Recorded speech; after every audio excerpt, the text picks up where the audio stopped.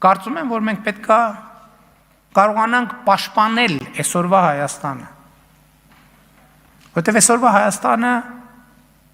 շատ ավելի ուժեղ, շատ ավելի ինքնավստահ պետություն է, ավելի պետություն է, քան երբևէ, ոչ միայն 2018 թվականին։ Այսօրվա Հայաստանը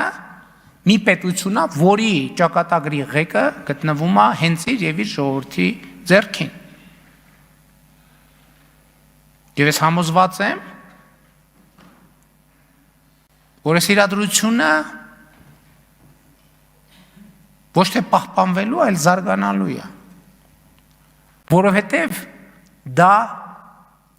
պատմական շրջադարձ է, այն ինչ որ հիմա տեղի ունենում, պատմական շրջադարձ է։ Հայաստանը իր պատմության ընթացքում պետություն լինելու, բարեկեցիկ լինելու, երջանիկ լինելու, անկախ լինելու, անվտանգ լինելու երբեք այսպիսի շանս չի ունեցել։ Երբեք այսպիսի շանս, խոսքը վերջին 5 տարվա մասին չի, խոսքը վերջին 500 տարվա մասին է։ Եվ այո, պետք է խոստովանել։ Մենք այդ արդյունքին, մենք այդ խնդիրը լուծել ենք շատ դառը, դաժան փորձությունների միջով անցնելով։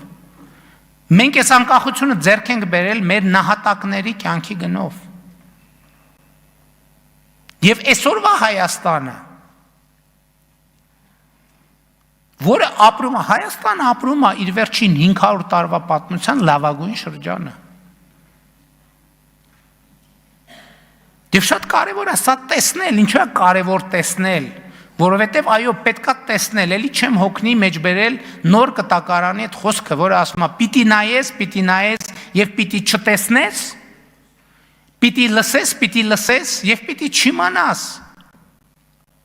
Որն է մեր տարբերություն 2018 թվի եւ այսօրվա։ Մենք 2018 թվականին բոլորի նման իմիջայլոց, ոչ միայն մենք,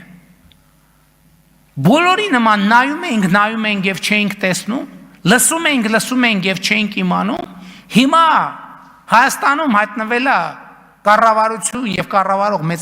մեծամասնություն, ով նայելով սկսել է տեսնել, ով լսելով սկսել է իմանալ։ Եվ Հայաստանի Հանրապետությունը եւ Հայաստանի ժողովուրդը պետք է ամուր կարճի մեր նորընծա տեսողությունից եւ մեր նորընծա իմացությունից։ Փառք նահատակներին եւ կեցե Հայաստանի Հանրապետությունը։ Շնորհակալ եմ։